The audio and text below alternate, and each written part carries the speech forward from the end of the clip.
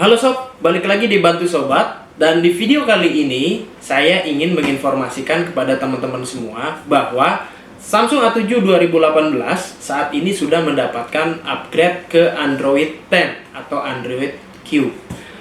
Jadi buat teman-teman yang punya Samsung A7 2018 dan belum update, silakan cek di software update kalian dan silakan update sekarang juga. Dan fitur apa aja yang berbeda dari One UI sebelumnya? Kita lihat 7 fitur yang berbeda dari One UI 2.1 di Samsung A7 2018 ini setelah diupdate ke Android 10.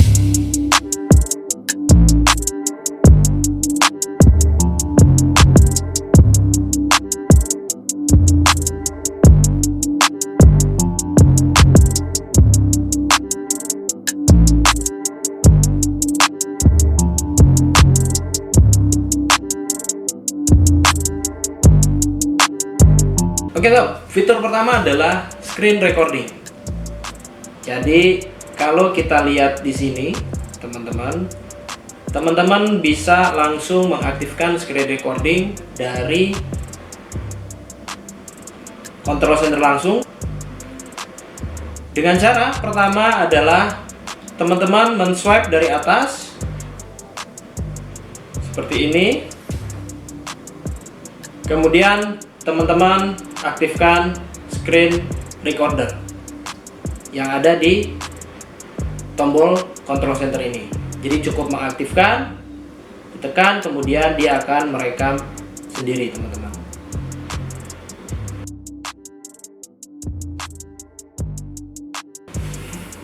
Oke sob, fitur kedua ini adalah salah satu bagian dari fitur yang ada di Samsung A7 2018 yang setelah diupdate ke One UI 2.1. Itu yang disebut dengan digital well-being. Jadi fitur ini ingin membuat penggunanya itu lebih fokus, lebih sehat dalam menggunakan alat gadget. Jadi di Samsung ini menyediakan yang namanya digital well-being. Salah satunya adalah focus mode. Jadi focus mode ini adalah suatu fitur di mana teman-teman itu bisa melakukan restriksi pada saat misalnya teman-teman lagi bekerja, teman-teman tidak ingin terdistract dengan memainkan handphone atau misalnya browsing atau memainkan sosial media.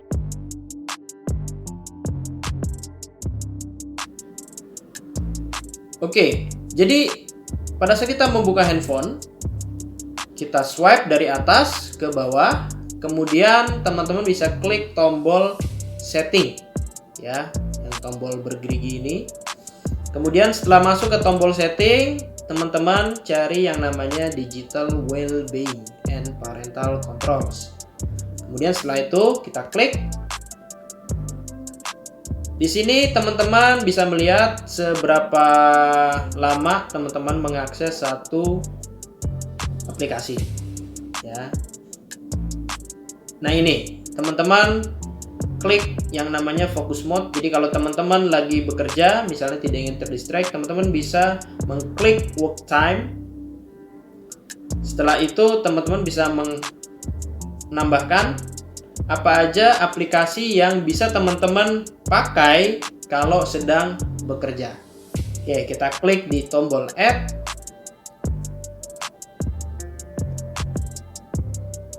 Ya, di sini keluar aplikasi-aplikasi yang ada dan kita tinggal mencentangnya.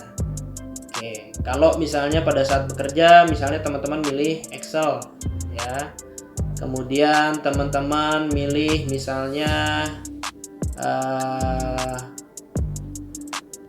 WhatsApp, ya, atau teman-teman milih misalnya Adobe, ya. Kemudian ya beberapa aplikasi lainnya itu teman-teman silakan pilih sendiri.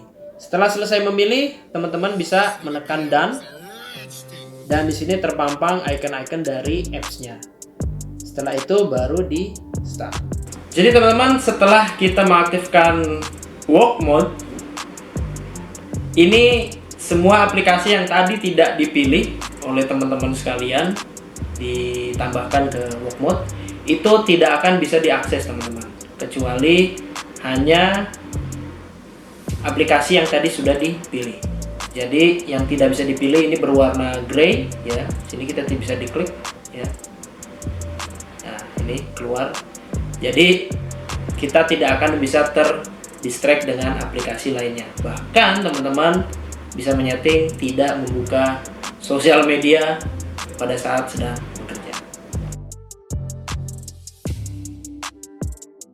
Fitur ketiga adalah wind down. Oke, gimana cara ngaktifin wind down ini? Jadi teman-teman tinggal swipe dari atas, kemudian klik tombol setting. Setelah itu teman-teman pilih yang namanya Digital Wellbeing and Parental Controls.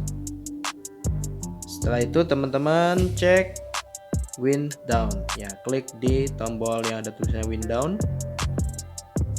Jadi di fitur ini teman-teman bisa mengatur kalau misalnya teman-teman itu biasa tidur atau ingin membiasakan tidur jam 10 misalnya sampai jam 4 pagi, teman-teman bisa men-set di sini. Jadi teman-teman bisa set schedule di sini, klik tombol putih ini. Nah, ini sudah di setting, berarti untuk setiap hari itu jam 10 sampai jam 5. Dan ini pada saat teman-teman sudah setting, maka jika melewati jam 10 sampai jam 5 itu handphonenya akan berwarna grayscale di layarnya, dan juga dia akan memblocking notifikasi yang masuk. Jadi sangat membantu teman-teman kalau misalnya ingin memiliki tidur yang lebih baik.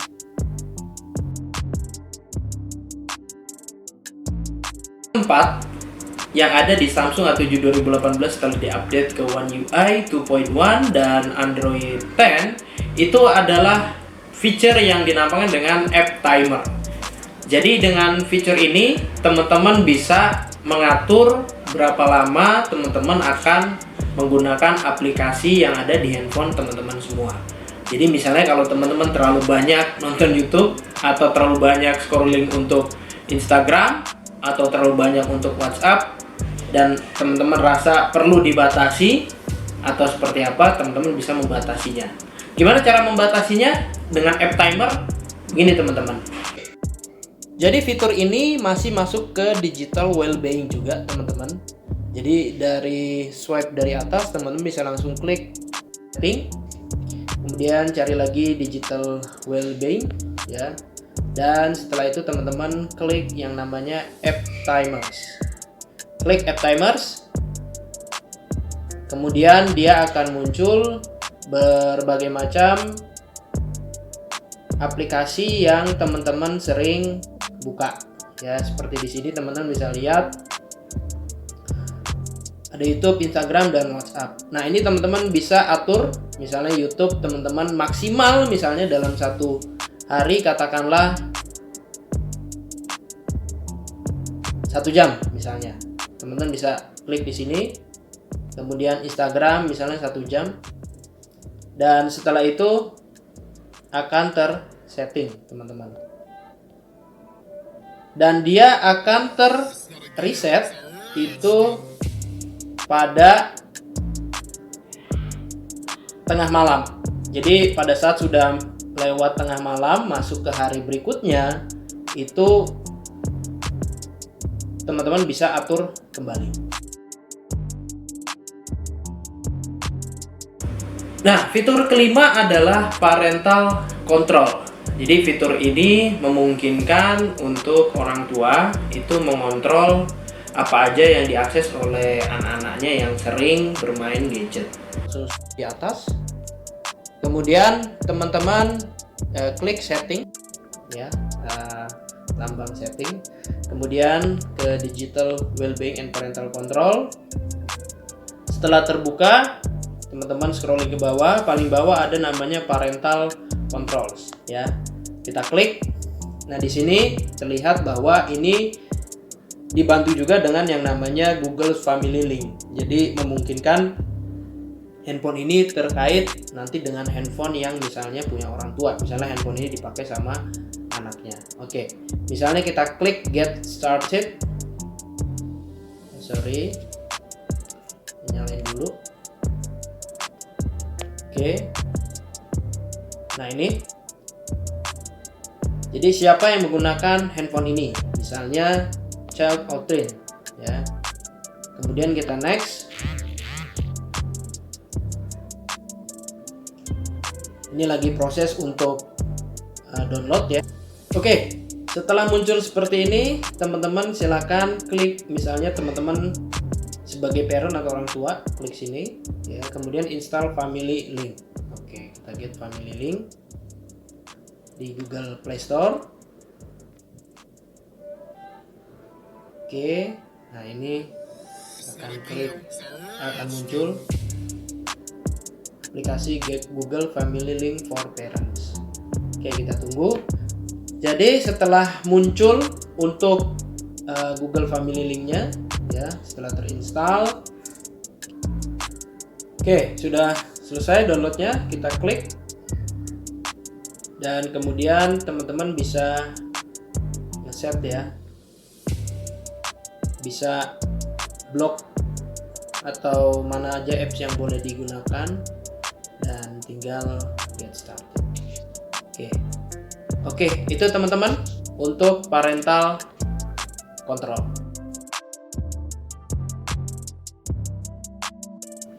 Nah, di sini teman-teman bisa lihat bahwa ya, untuk kamera itu sekarang untuk layarnya atau pengaturannya itu ada yang namanya more ya. Di sini teman-teman bisa mengatur mode Pro ya, seperti ini. Kemudian teman-teman bisa mengatur ISO-nya segala macam ya. Basically sama dengan yang sebelumnya, hanya saja pengaturannya itu dibedakan dengan yang sebelumnya. Dia lebih simple ya, sehingga pengaturan-pengaturan lain itu ada di tab more ya. Ada hyperlapse, ada slow motion, ada super slow mo, ada juga AI ya, seperti itu. Itu cukup dari swipe dari atas ya, seperti ini. Kemudian teman-teman tinggal klik ya, seperti tanda power di atas ini. Nah, teman-teman tinggal mengklik apakah ingin mematikan atau di restart. Oke, kita coba matikan, kita klik. Dan kita klik lagi.